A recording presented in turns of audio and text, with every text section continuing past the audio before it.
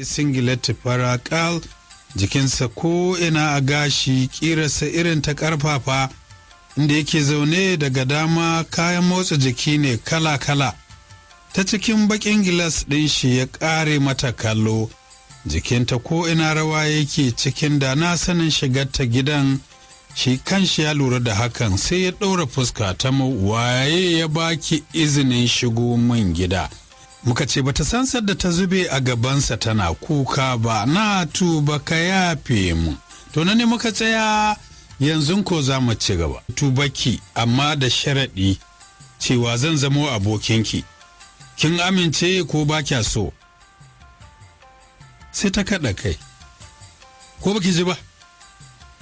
Da sauri ta ce, to, kai da gani ka san abin bai kai zuci ba.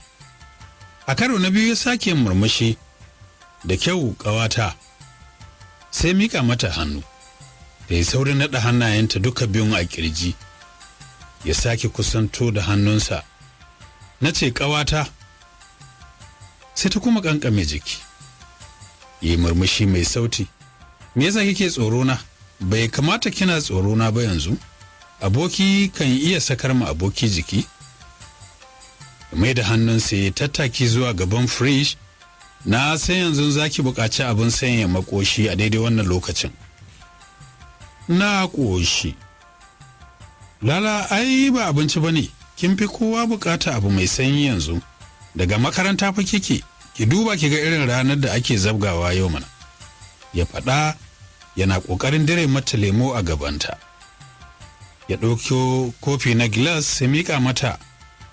Don Allah ka yi haƙuri. Sai taɓa baki cikin ɗaga kafaɗa. Baki min komai ba, yanzu kan ai baki a laifi, kin rufe babinsa. Cikin yaudararriyar murya yake magana. Ya sake karɓe kofin a hannunta, ya ɗauki lemun ya tattala a cike miƙa mata. Cikin kafe ta da ido, don tsoron idanun take. Da sauri ta karɓa, hannunta na rawa. Rangwancin ki ne ke birge ni. Ina son mace haka. Me za a yi da mace mai kamar maza? Ina son game ɗinki. Kina sa ni nishaɗi. Da dube shi da ido jajir. Furicin nasa ya sanya glascope ɗin hannunta ya sulalo ya faɗi kan tiles. Tuni ya tarwatse, tsoro da firgici suka bayyana a fuskata. Kada ki motsa. Za ki yi wa kanki lahani. Wata hanya ya miƙa, kimanin minti ɗaya ya dawo riƙe da tsintsiya a hannu da abin kwashe shara. Tsaf ya share gun, ya koma inda ya shiga ɗazun, ya sake dawowa ya zauna. Wani kwali ya ɗauka a kan santa tebul ya buɗe. Waya ya ɗauko ya ƙarama a cikin kwali sai ya miƙa mata. Ga kyautarki, saboda in nuna miki na ji daɗin wannan ziyarar. Na sani ganin ki zai mun wahala. In kina tare da waya koya jin murya ki zai dinga ƙarfafa abokantakanmu, ko ba haka ba? Na gode, amma sai sauran magana ta makale a fatar bakinta sakamakon kafe ta da ido da yi. Amma me? Ba a barin mu riƙe waya, zan fuskanci mummunan hukunci gun papa. Ya matsa fuska tare da faɗin papa, waye papa? Ta ce, papa na. Ba kin sake batar da ni. Ta sake cewa, to baba na.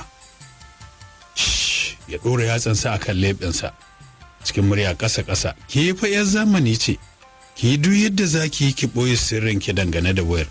Dole ne ki karɓa, in kuma kina son mu ɗora daga inda kika tsaya, zaɓi ya rage naki.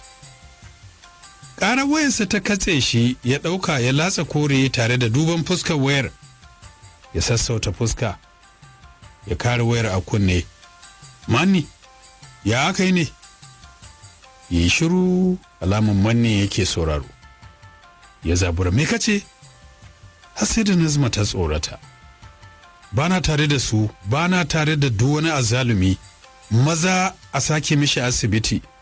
Bayan shi a nemi mara lafiyar da ke bukata agajin gaggawa duk a haɗa su a turo da bil ko nawa ne.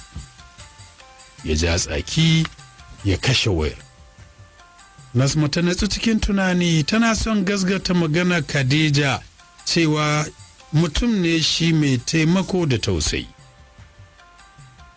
A ina muka kwana? Ya katse mata tunaninta. Za ki karɓa ko kuwa? Zan karɓa. Da kyau, to da fatan za ki dinga amsa kirana, kada ki so mu kashe mun waya. Da kaɗa kai ta karɓa ta miƙe jiki ba laka ta so mu tafiya. Ƙawata, ya ce, ta yi kamar bata ji shi ba. Ya sake maimaitawa da ƙarfi har sai da ta razana ta ɗan jiyo suka haɗa ido. Yi murmushi cikin kaɗa ido, sai an jima.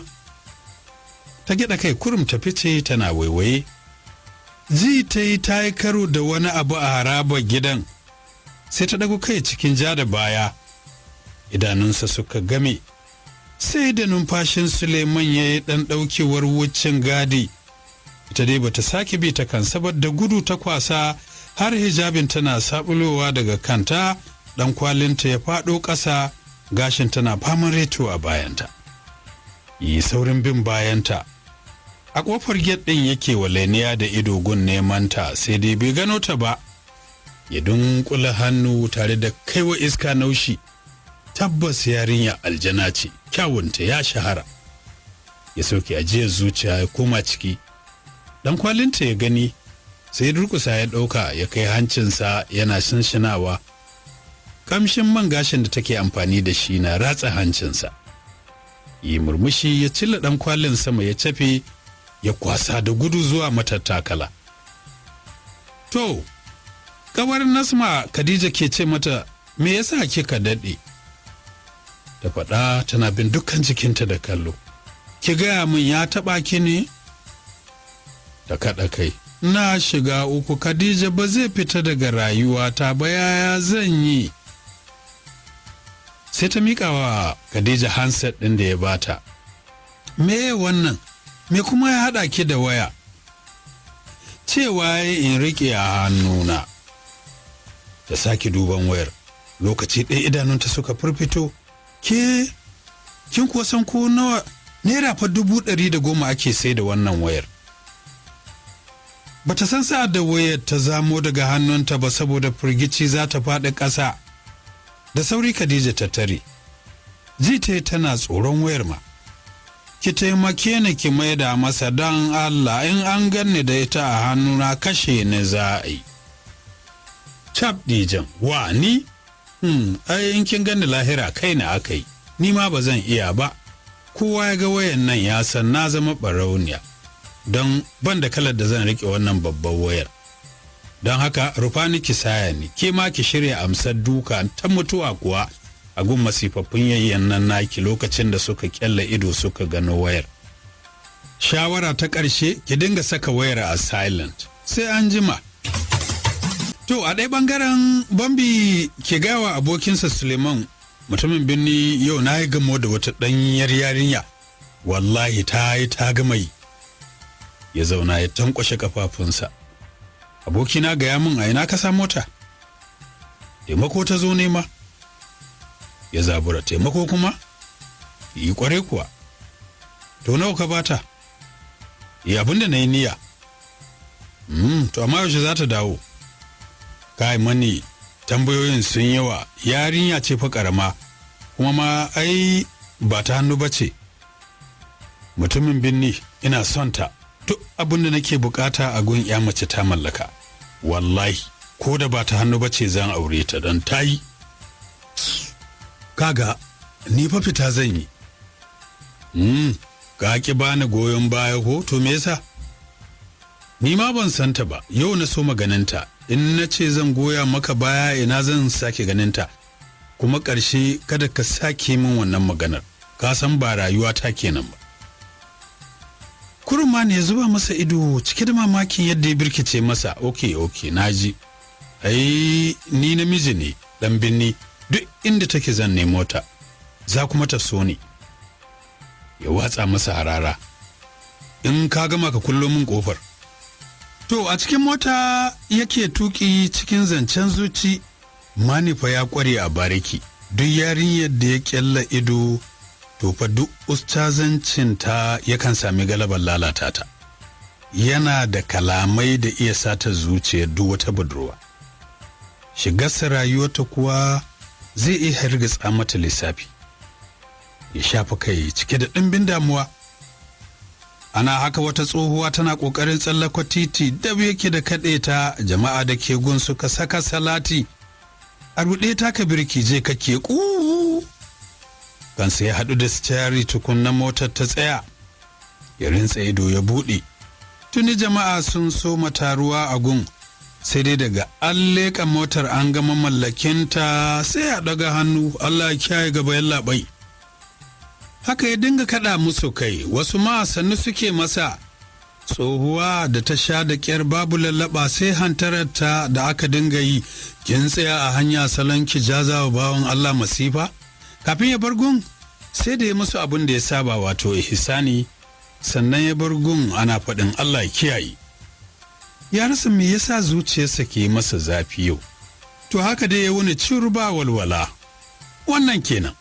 To labarin Bazma za ta soma zuwa makaranta gobe ya rage mata zulumin da take ciki. Kusan kwanan zaune suka yi, Bazma na damunta da tambayoyi akan makarantar tasu. Washe gari kawu Yusuf ne ya miƙa ta, JS2 aka kai ta. Bayan an tashi, Nazma ta fito daga cikin gate ɗin makarantar ta nemi gefe ta zauna tana jiran Bazma ta fito. Littafi ta ɗauko tana dubawa. A cikin mota shi da Manni Goslo ya hana su wucewa, kamar wanda aka ce ya ɗago sai ya hange ta. Ras gaban shi ya buga, wanda ya rasa dalilin faruwa hakan. Ya saci kallon Mani sai ga can wani gu yake kallo. Bombi ya sake kallon gun da Nazma take. Mutumin binni, ina kake kallo haka? A karo na biyu ya yi saurin basarwa, ya yatsa na fuska, kawai dai ina dan wani nazari ne. Ni kan kaga mata nake kallo, amma duk cikinsu ban ga kallon mai neman taimakon nan ba. Mani baka da zance sai na mata? Muna da abubuwa waɗanda suka fi zancen mata muhimmanci. Mani murmushi, a gare ka kenan. Ba takaici yasa Bombi bai sake kula shi ba, muradinsa a buɗe hanya. Da cikin sa'a aka buɗe hanyar daidai lokacin Bazma ta fito daga cikin makarantar. Karab idon Mani ya faɗa kanta. Mutumin birni, nemi gun fakin zan fita. Wallahi malam baka isa ba. Ne ya ƙara gudu. Wallahi na ganta. Kaga wafa? Me neman taimako? Malam ka haukace, ni da na san yarinyar bata makaranta, yarinyar da take fakiriya, ina ita ina zuwa boko, ba zan tsaya ka bata min lokaci ba. To washe gari karfe 7 Nasma ta isa sashen su. Bazma tana zaune ba ta da alamar shirin makaranta. Zainab ta ce, sarkin himma har kin shiryo? Ke Bazma ta shike shirya mana, za ki ja mata ta makara. Sai ta ya matsa fuska kamar za ta yi kuka. Umma na nemi wandon makarantar nawa na rasa. Kai da jin zancen kasan ƙarya take. To me yasa tuntuni baki faɗa ba? Man cewa na yi. Ƙarya take yi, munafuka. Anas da ke ƙoƙarin shigowa ya ce, ɗazu ina kallonta munafuka tana tura wandon ƙarƙashin gado. Duk cika bakin da kike ta yi akan zaki koma makaranta har kin gama ɗokin. Aiko yadda kika takura sai an sa ki, dole ne ki ci gaba da zuwa. In ko kin ki jiki ya yi tsami. Ya wuce ya shiga ɗaki. Sai gashi ya fito da wandon a kudundune. Da kai ci ya sa ta saka kuka. Allah makarantar na da nisa. Ana zai kaiwa bakinta duka ta goce ta shiga ciki ta shirya tana kuka. To haka suka isa makaranta babu wanda ke kula wani. Ita Nazma ce ta janyo mata, don haka ita ce ke bata haushi. Sai da ta shiga aji Nazma ta tsaya ta ci dariyarta, ko da aka tashi tafi suke tana ta faman mitar nisan hanyar. A can nesa Nazma ta hangi Bombi jingine a jikin pole waya idonsa a kanta. Bazma ta ɗan dube ta, gaba ɗaya ta ga kamanninta sun sauya. Ya na ganki haka? Kaina ne ke sarawa. ba dole ba irin wannan tafiyar haka? Alasa dai mu taras an gama abinci. Lokacin suka gota inda yake tsaye ta sauke wata ƙaƙƙarfar ajiyar zuciya da waiwaya cikin dabara ta yadda Basma ba za ta fahimta ba. Wannan karan Hansat ne manne a kunnensa. Da sauri ta ɗauki hannu. Don haka da suka shiga gida, Nazma ta yi saurin ƙarasawa ɗaki. Akwatinta ta buɗe ta ɗauko Hansat ƙudundune cikin wata riga ta zaro shi ta duba fuskar wayar. Miss call 50 ta gani. Da saki wayar tare da ɗora dukkan hannayenta a ka. Na shiga uku sai kuka. Tsawon lokaci ta rasa abin yi sai ta ɗauki wayar za ta maida ta akwatin sai ta ga yana fidda wuta, hakan ya tabbatar mata da bugowa akai. Gabanta ya tsananta bugawa. Hannunta na karkarwa da latsa kore tare da karawa a kunne. Kada ki ƙara yin biris da kirana. Wannan shine gargaɗina na ƙarshe. In kika ga miss calls ɗina ki biyo ni. Akwai isassun kuɗi a wayar. Kina ji na? Da ya saurin gyaɗa kai kamar yana ganinta. Dip ta ji alamar ya katse wayar.